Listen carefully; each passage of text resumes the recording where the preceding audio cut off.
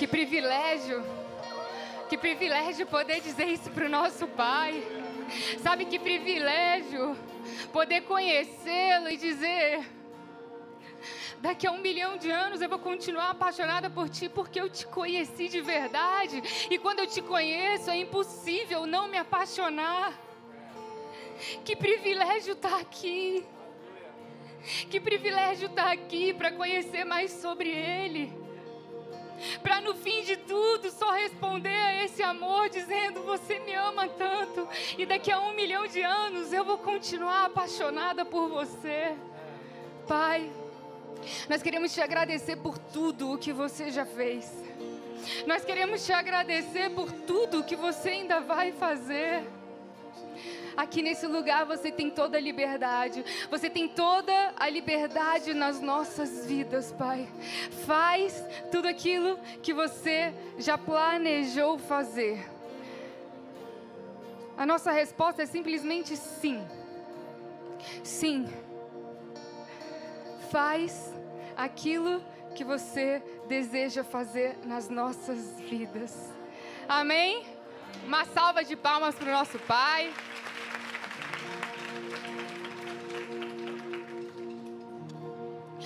Eu quero começar, na verdade, antes de dizer o tema da minha mensagem. Não coloca o tema ainda, hein, Tatá? Antes de... Essas fotos minhas, né?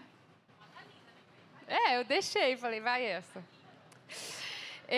Mas antes de começar e de compartilhar com vocês qual é o tema dessa mensagem, eu quero compartilhar uma visão que eu tive relacionada a nós, a essa conferência. E eu vou pedir muita atenção de vocês, porque é algo... Deus quer começar fazendo algo que é muito forte. Então, vamos ficar atenta naquilo que Ele decidiu fazer. Eu estava preparando a mensagem e eu comecei a ver muitas mulheres dentro de caixas de vidro.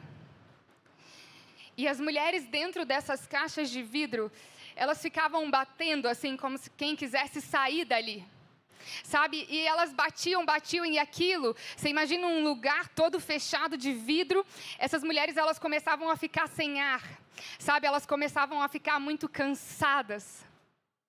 E eu dizia assim: Pai, o que é essa caixa? E na hora que eu perguntei: Pai, o que é essa caixa? Apareceu na caixa assim: eu. Essa é a caixa do eu. A caixa do eu é... E o que a gente faz agora, Pai? E Ele falou assim: manda vir para fora. Quando Ele falou isso, eu lembrei da história de Lázaro. E é interessante porque Jesus, Ele era amigo de Lázaro.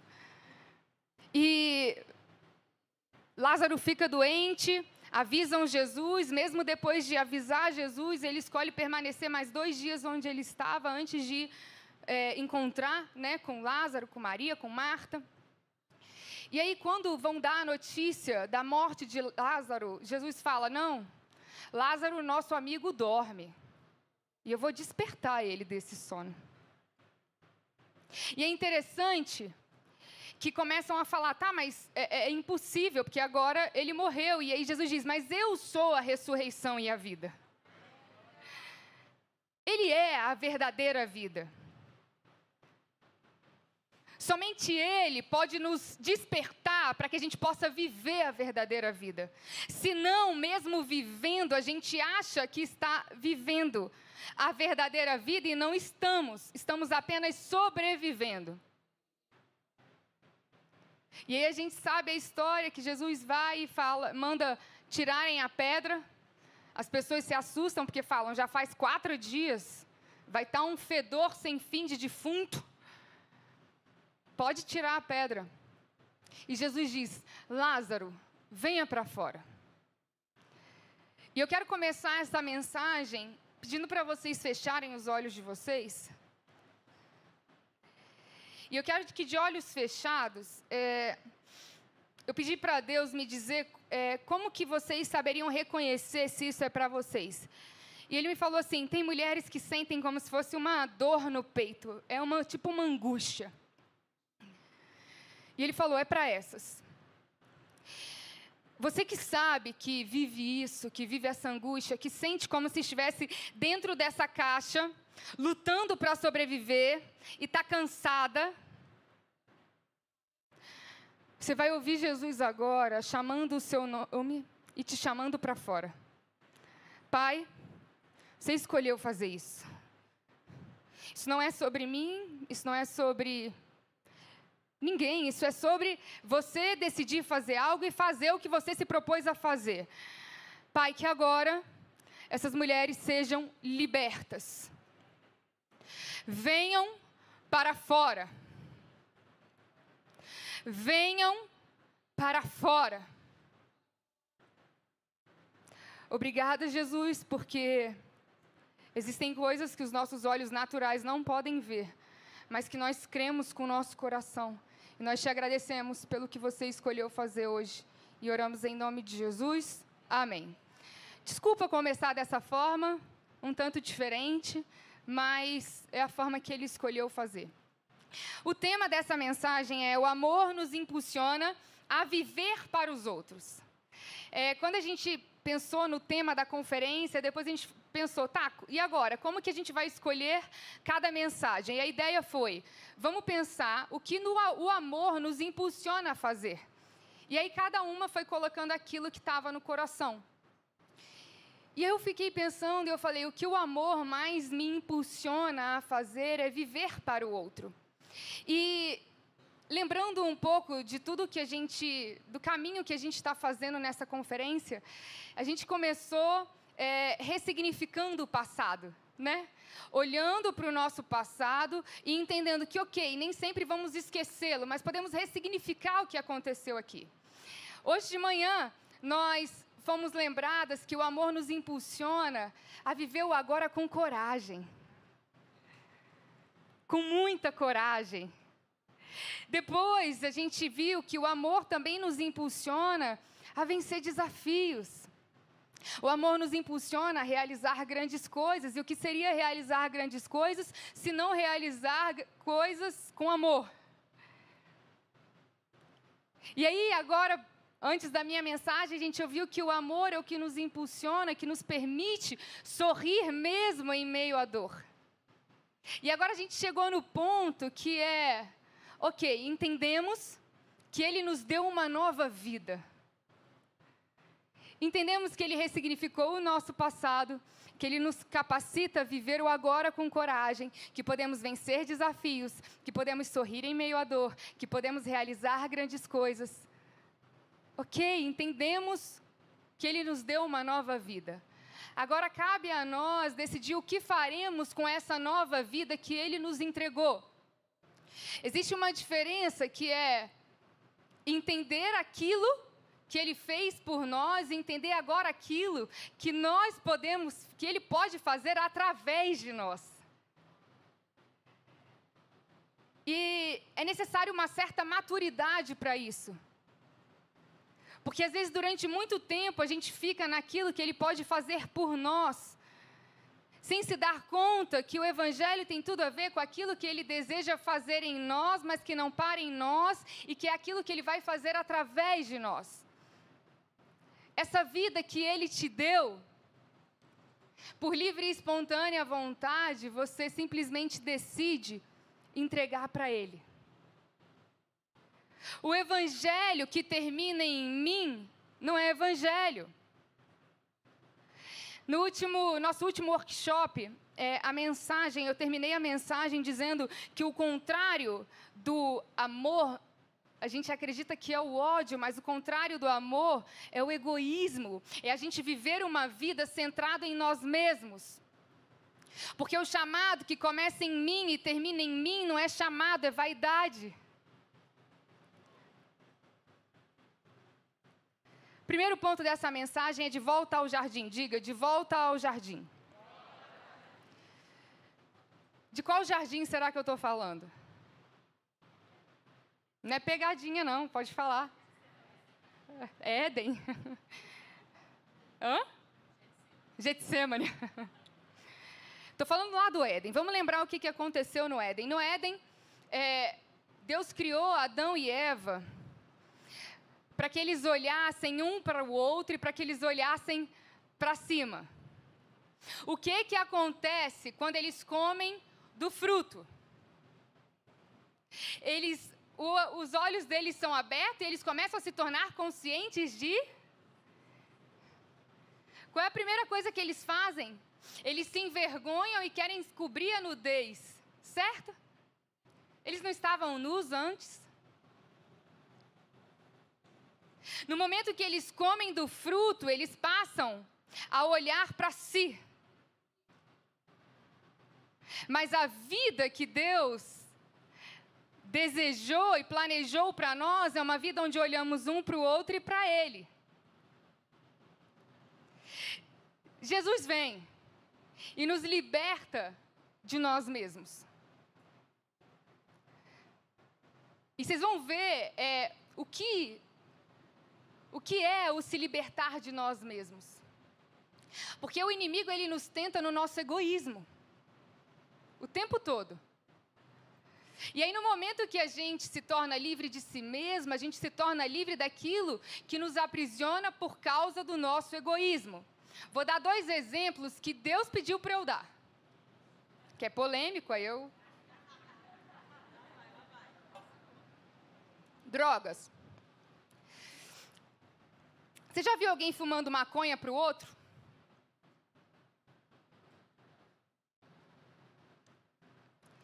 Pornografia.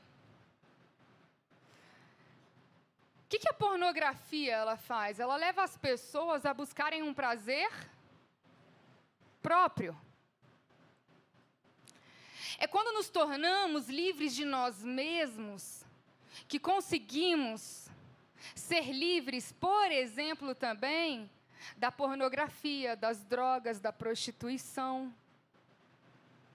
Porque tudo isso é fruto de um egoísmo, é ou não é?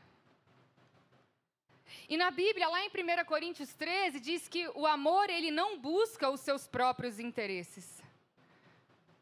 O amor, ele não é egoísta. E é por isso que a gente não está mais preso em nós mesmos. Agora nós estamos de volta ao jardim. E porque estamos de volta ao jardim, a gente não precisa mais ser dominado pelos nossos desejos egoístas. E agora o Espírito de Deus vive em nós para nos fazer reinar. O que é reinar? Reinamos quando levantamos a nossa cabeça para olhar para o outro. E é quando a gente faz isso que a gente torna visível o Deus que as pessoas não veem. Vamos ler 1 João, capítulo 4, versículos 7 e 8.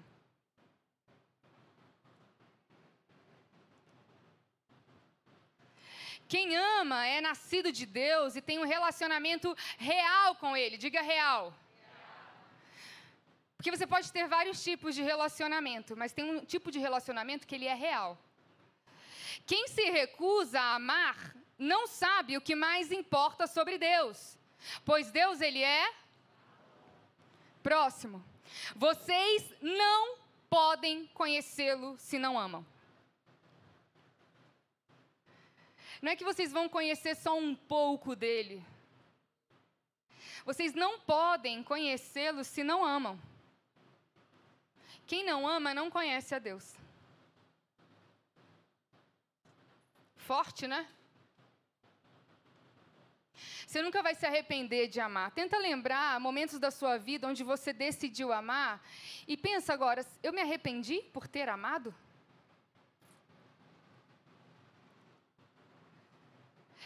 O momento que a gente se arrepende é o momento que a gente decide viver para si mesma. Você nunca vai se arrepender, por exemplo, de perdoar. Ah, mas já me usaram demais. Quando já te usarem muito, deixa te usarem mais um pouco. Doe. Doe. Doe. Ame.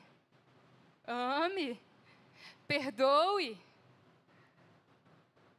A gente foi feito para viver para o outro. Se a gente observar a natureza, Como que funciona a natureza? A árvore, ela dá fruto para si mesma? A fragrância da flor é para ela? O sol, ele brilha para si mesmo? E os rios, eles bebem as suas próprias águas? Interessante que quando a gente olha para a criação, a gente vê que o jeito de Deus é diferente do jeito do mundo, do jeito da sociedade, porque a sociedade vai te dizer, olha para você, ame você, cuide de você. Para a sociedade, essa mensagem que eu estou falando aqui é um absurdo. Você falar para as pessoas viverem para os outros, é porque eles não entendem que viver para os outros não é viver sendo dependente dos outros e nem tornar os outros dependentes de você. Viver para os outros é amar essas pessoas a tal ponto para que elas encontrem Cristo em você e para que elas se tornem dependentes dele. Então, fiquem tranquilas que viver para os outros não é algo que vai te trazer sofrimento. Vou dar um testemunho para vocês, uma coisa, sei lá. Essa semana eu tive uma notícia muito ruim. E uma notícia muito ruim que tinha a ver só com a minha própria vida. E aí eu recebi aquela notícia e tal. Eu falei, ruim, chato, fiquei triste. Mas depois eu fiquei assim, acho que está com alguma coisa, porque assim, eu sei lá, eu falei, eu nem chorei por isso, né? Na mesma semana, na segunda-feira, nós fomos ao presídio para fazer uma ação do Setembro Amarelo e levamos profissionais para cortar cabelo, fazer a unha. E quando a gente estava terminando, uma das agentes penitenciárias chegaram até a gente e falou, olha, tem alguns presos do presídio masculino que estão aqui no presídio fazendo a obra do alojamento berçário que nós estamos fazendo. E a unha dele está encravada há muito tempo. Tem como você pedir para alguma das manicures ir lá? E eu falei, óbvio. Só que aí, nisso que eu falei para o pessoal, falei, gente, pede para alguém da equipe lá e tal. Fui para uma outra cela, fui fazer outra coisa. E aí tá, quando eu estava dentro do carro, já voltando para casa, eu estava com a pessoa que ia ajudá-lo. E eu falei, e aí, Kellyzinha, conseguiu? Deu tudo certo? Ela, acredita que não deu para desencravar a unha dele?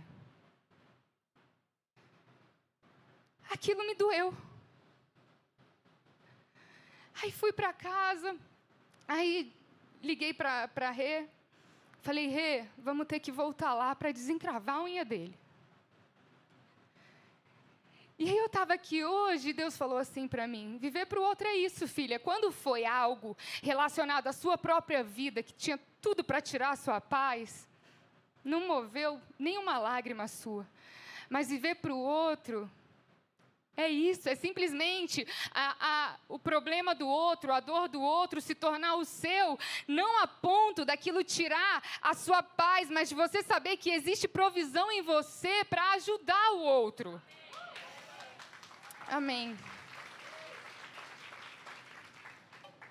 No reino de Deus, a lógica é uns aos outros. Diga uns aos outros. Esse é o segundo ponto dessa mensagem. Uns aos outros.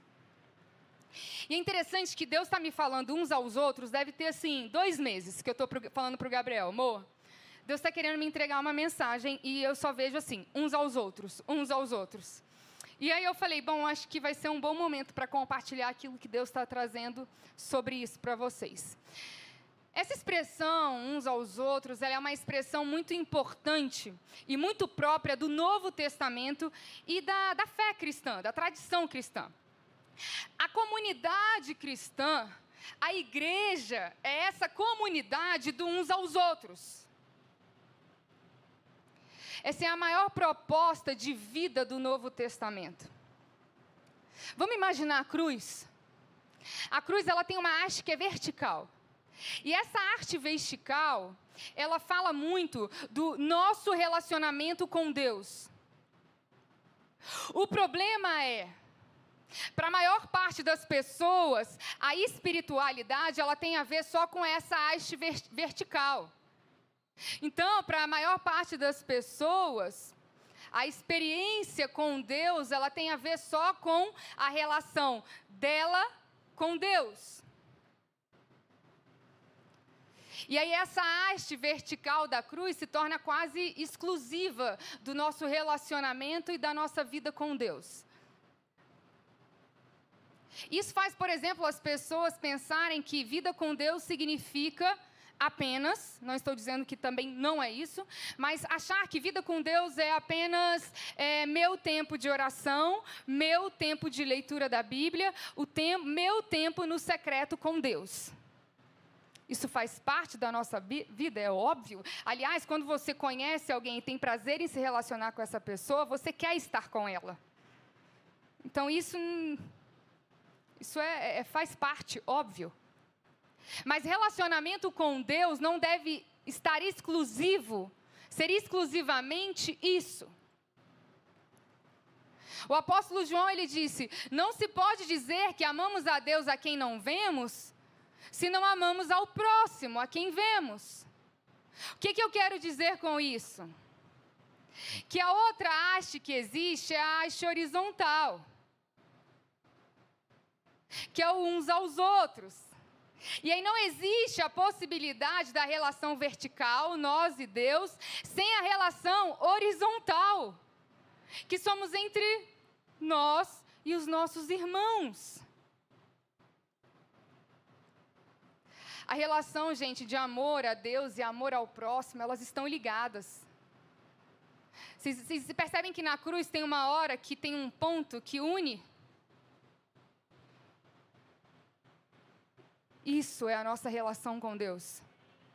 É a união do nosso relacionamento com Ele, Deus e a humanidade, e entre uns aos outros. E isso muda a forma da gente viver. Porque se eu acho que a relação com Deus ela é restrita àquilo que Deus deseja fazer em mim e para mim, eu vou deixar de usufruir de tudo aquilo que Ele deseja fazer também através de mim. Eu fiz uma pesquisa e eu achei no Novo Testamento 27 mandamentos recíprocos, que é esse uns aos outros. O principal nós sabemos qual é, que resume toda a lei, que resume tudo, amar uns aos outros. Agora, interessante, né, que amor não é sentimento, é mandamento. E se é mandamento, exige uma ação. Exige um tipo de comportamento. E aí, dentro desse mandamento, amar uns aos outros, eu encontrei alguns outros que eu vou compartilhar com vocês. Mas não são só esses, eu não botei todos aqui. Orar uns pelos outros. Confessar os pecados uns para os outros, suportar uns aos outros. Você sabia que isso é um mandamento? Ah, é porque eu não gosto do jeito do fulano. E daí que você não gosta do jeito dele? Levar as cargas uns dos outros. Ah, mas a minha já está muito pesada, né? Agora ainda vem a do outro. Aconselhar uns aos outros, servir uns aos outros, lavar os pés uns dos outros, se sujeitar uns aos outros, se suportarem uns aos outros. Não tenham inveja uns dos outros, não julguem uns aos outros, não falem mal uns dos outros. Alguém está falando mal de alguém para você? Para em você. Você não acha estranho se toda hora as pessoas vêm fazer fofoca para você, não? Elas estão encontrando um ouvido para despejar tudo isso em você? Não mintam uns para os outros, não provoquem uns aos outros, perdoem uns aos outros. É inadmissível nós conhecermos a Deus, entendermos que fomos perdoados e não perdoar. Eu vou ser muito direta. Se tem alguém que você precisa perdoar, faça isso hoje. Não é quando você se sentir à vontade para fazer, ou quando você estiver pronta para fazer. Encorajem uns aos outros, ensinem uns aos outros. E é interessante, à medida que eu ia encontrando cada um desses mandamentos no Novo Testamento, eu fui entendendo que tudo isso tem muito a ver com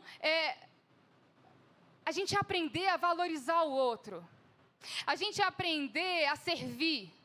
Eu comecei a perceber que esses mandamentos, eles protegem o corpo. Porque se a gente fizer tudo isso que eu acabei de ler, nós estamos protegidos uns pelos outros. Esse tipo de mandamento, eles contribuem para o crescimento, para o nosso crescimento, para o crescimento da igreja como um corpo. Porque a igreja é essa comunidade da espiritualidade horizontal, animada por essa relação vertical. É Ele quem nos anima. É dele que precisamos receber tudo para nos suprir. Para que a gente pare de achar que é o outro que precisa nos suprir. E aí você vai receber tanto que vai transbordar. É na experiência do amor de Deus que amamos uns aos outros. Mas é também na experiência uns dos outros que experimentamos o amor de Deus. Percebem as duas hastes? A importância das duas hastes? A importância de termos o nosso relacionamento com Ele, mas entendendo que o que nós estamos recebendo dEle vai se manifestar uns aos outros. Uns aos outros. Próximo ponto que eu quero compartilhar com vocês é responsabilidade mútua. Vamos falar um pouquinho sobre isso? Vamos ler 1 Tessalonicenses, capítulo 5, versículos 12 a 15.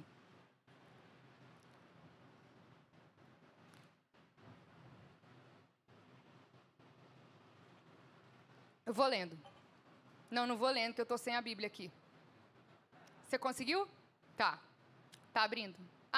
1 Tessalonicenses.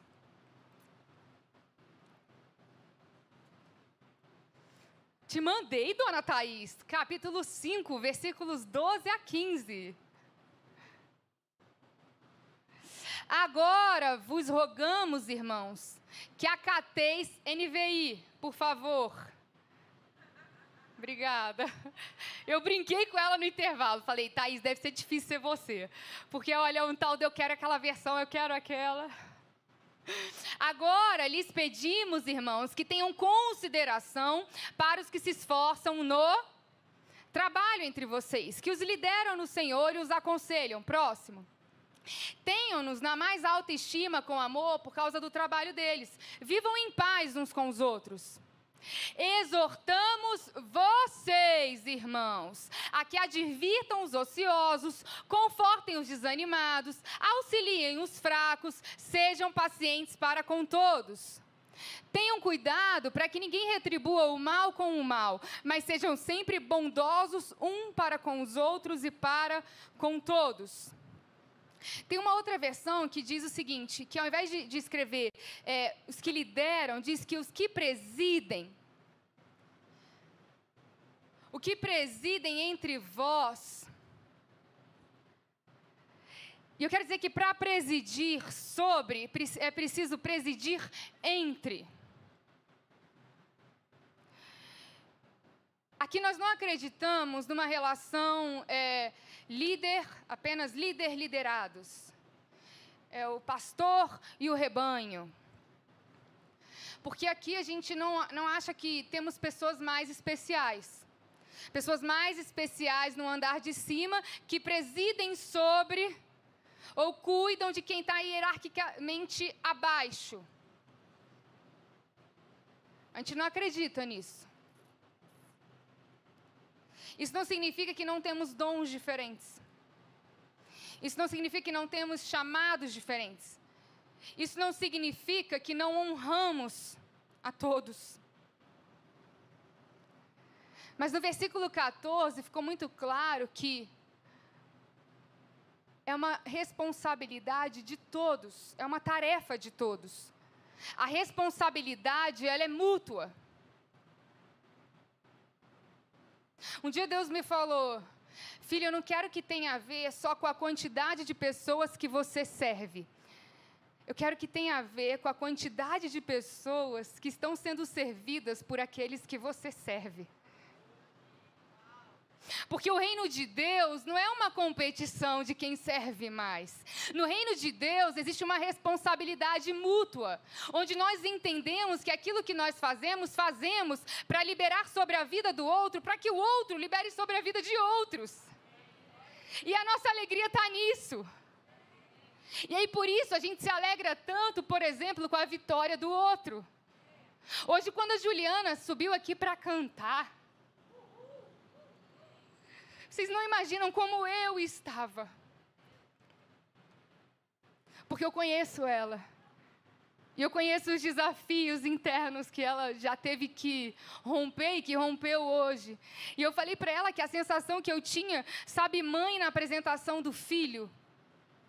Sabe assim, eu lembro a primeira apresentação de Dia das Mães do meu filho, que você fica, eu estava assim. Porque a vitória dela é a minha. Porque a sua vitória é minha. Assim como a sua dor, ela vai ser a minha dor também. Porque aqui é a comunidade do uns aos outros. Aqui a responsabilidade é mútua. Vamos ler Efésios capítulo 4, 11 a 16.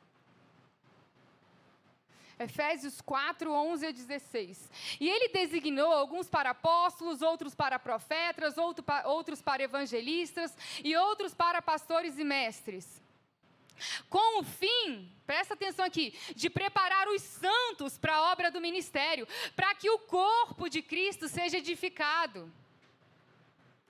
Até que todos alcancemos a unidade da fé e do conhecimento do Filho de Deus e cheguemos à maturidade, atingindo a medida da plenitude de Cristo. Próximo. O propósito é que não sejamos mais como crianças, levados de um lado para o outro pelas ondas, nem jogados para cá e para lá por todo o vento de doutrina e pela astúcia e esperteza de homens que induzem ao erro. Antes, seguimos a verdade em amor, cresçamos em tudo, naquele que é a cabeça. Quem é o cabeça? Ok, ele designou alguns para apóstolos, outro para profetas, outro para os mestres, outro para pastores, ok? Ok, não somos iguais. E aí ele pergunta, aí no versículo 12, ele conta qual é a função dessas pessoas. E a função dessas pessoas é preparar, aperfeiçoar os santos para a obra do ministério. A obra do ministério não é só do pastor, não é só do líder. A obra do ministério é nossa. A obra do ministério depende de mim e de você. Quem faz a obra do ministério? Os santos. Quem são os santos? Vocês. O corpo de Cristo edifica a si mesmo em amor, seguindo a verdade em amor, quando cada parte, quando todos fazem, como na experiência do amor uns com os outros. Precisamos exercer o nosso ministério de tal maneira que toda a comunidade é aperfeiçoada e amadurecida, e assim ela cresce na relação com Jesus, ela se torna adulta. Nós não queremos uma comunidade de crianças.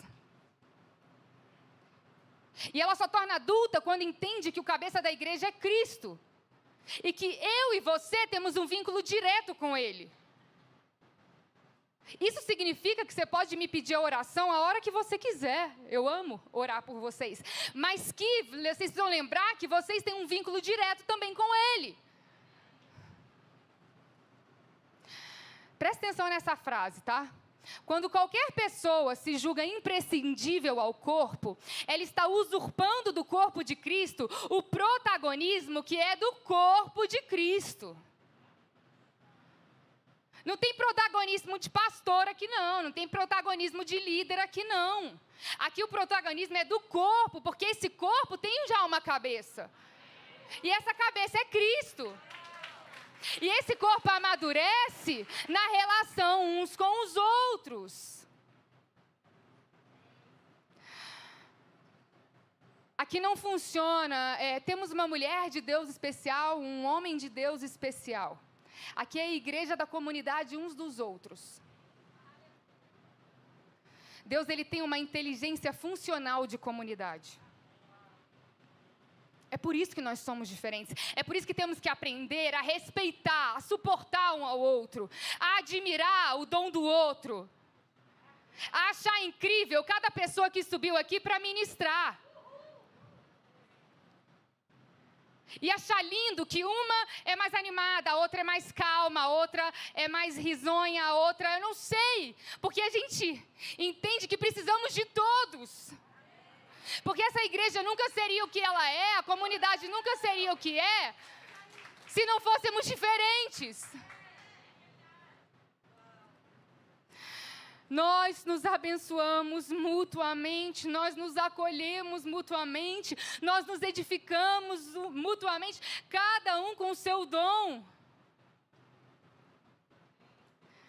Quanto mais a gente viver a experiência uns aos outros, mais frutíferos nós seremos. E eu te pergunto, o que é o fruto? Se não algo que é produzido na árvore para ela alimentar outros.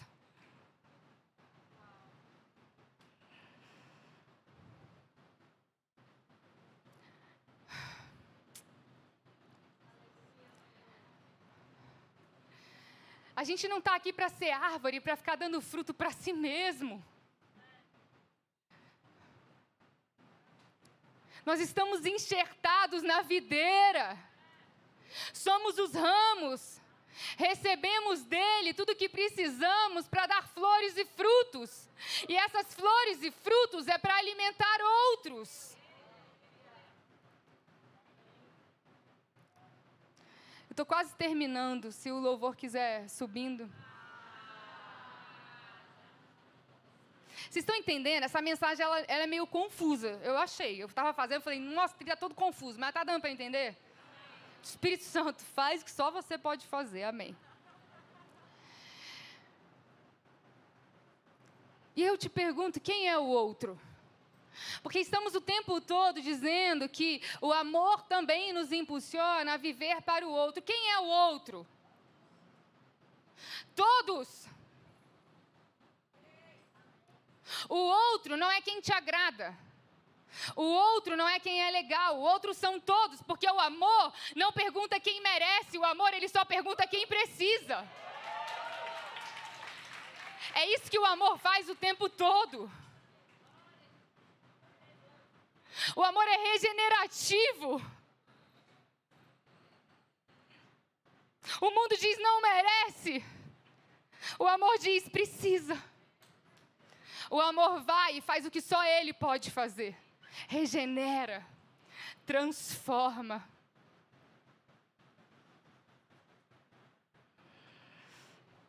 Igreja não é um clube social. Igreja é a comunidade daqueles que se reúnem em volta de Jesus, por causa de Jesus e que decidem viver como Ele. A gente não vem para a igreja só porque é legal vir para a igreja, porque não é clube social. Aqui é o lugar onde somos alimentados. Aprendemos a depender dEle. Aprendemos que a alegria verdadeira só existe nele.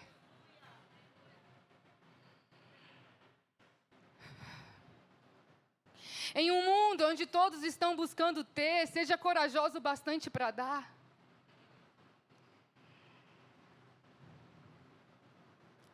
A verdadeira liberdade, ela consiste em viver no amor.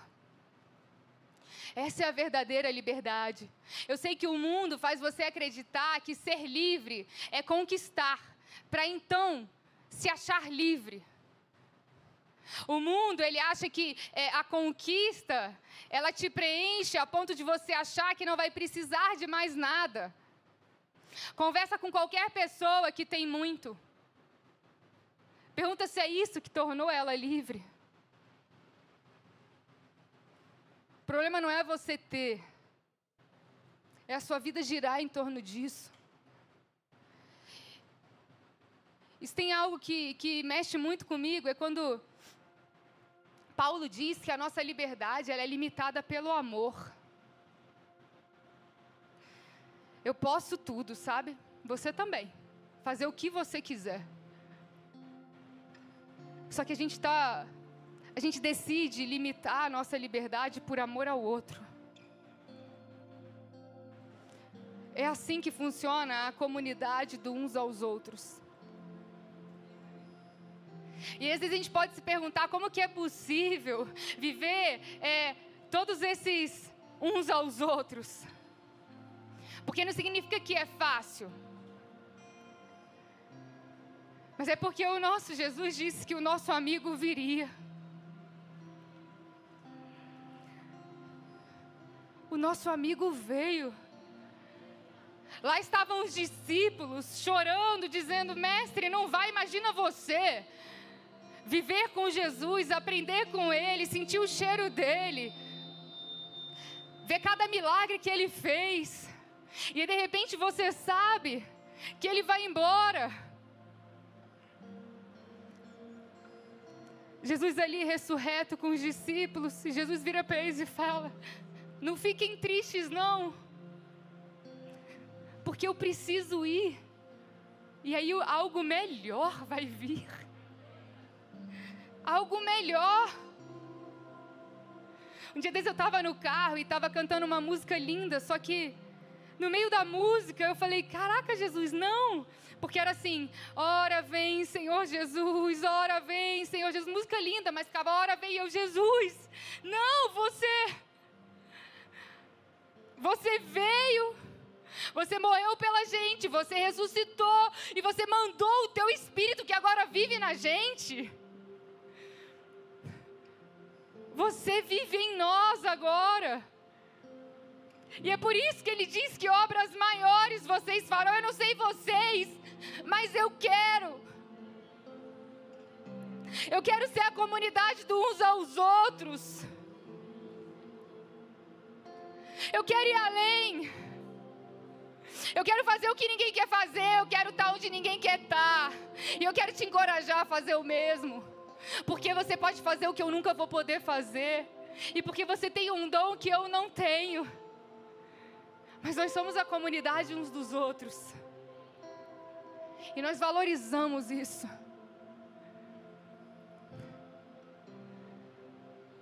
Vamos ficar de pé?